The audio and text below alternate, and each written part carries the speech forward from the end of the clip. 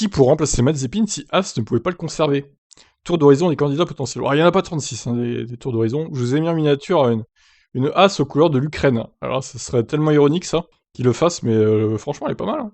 Pourquoi pas? Ça ferait un bel hommage. Bon, Steiner a déjà déclaré que Fittipaldi sera appelé en premier, mais ça serait un remplaçant temporaire. Il ne serait présent que pour les essais de Bahreïn, voire la première course. À moins qu'il ne soit très performant, bien sûr, et qu'il trouve un budget. Mais d'autres candidats semblent avoir une chance bien plus importante que lui pour le reste de la saison. Alors, on peut mentionner Oscar Piastri, l'Australien. Ah, ça serait bien que Piastri arrive en F1. Franchement, je signe dès demain.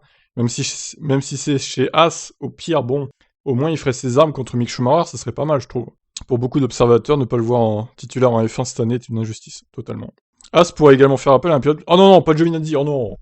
Oh non, pas lui, hein, c'est bon, hein, qui reste en Formule 1. Hein. Le pilote italien réserviste de Ferrari, partenaire de As, possède une expérience importante et est déjà apparu au volant de la As lors de certaines séances d'essai libres en 2017. Il a de plus toujours roulé avec un moteur Ferrari en F1, un autre atout qui fait de lui un candidat plus que plausible. D'autant que pour le moment, Giovinazzi ne semble pas du tout à l'aise en Formule 1. Ah, Hülkenberg. Impossible d'ignorer Nico Hülkenberg, actuellement 3ème pilote Aston Martin. Hülkenberg chez As, imaginez le délire, quoi.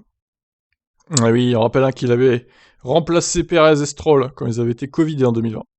Hülkenberg a pris part à 179 Grands Prix dans sa carrière et connaît plusieurs aires différentes en F1. Son nom sera donc forcément considéré en cas de départ de Mazepin. Ah, mais je crains que le pauvre Hülkenberg, il revienne jamais en F1 en vrai. Sinon, il y aurait Colton Herta, bon, ça me paraît un peu moins possible hein, pour le coup. Alors, Robert Schwarzman, il est russe, donc c'est mort.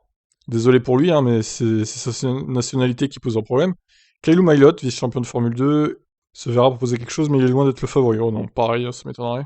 Une autre possibilité serait de voir As se tourner de côté de la pépinière de Red Bull. Yuri Vips ou Liam Lawson. Mais pareil, hein, ça m'étonnerait aussi. Bon, en gros, les trois probables... Enfin, probables. Le moins improbable, on va dire que c'est Piastri. Il y aurait Giovinazzi, Hülkenberg, peut-être Giovinazzi, ouais, aussi, bon, mais ça ferait un peu chier, parce que Giovinazzi, c'est bon, on n'a pas envie de le revoir en F1, enfin, moi, perso, en tout cas, j'ai pas forcément envie de le revoir en F1. Il a fait son temps, donc place aux jeunes, hein, place à Piastri, par exemple.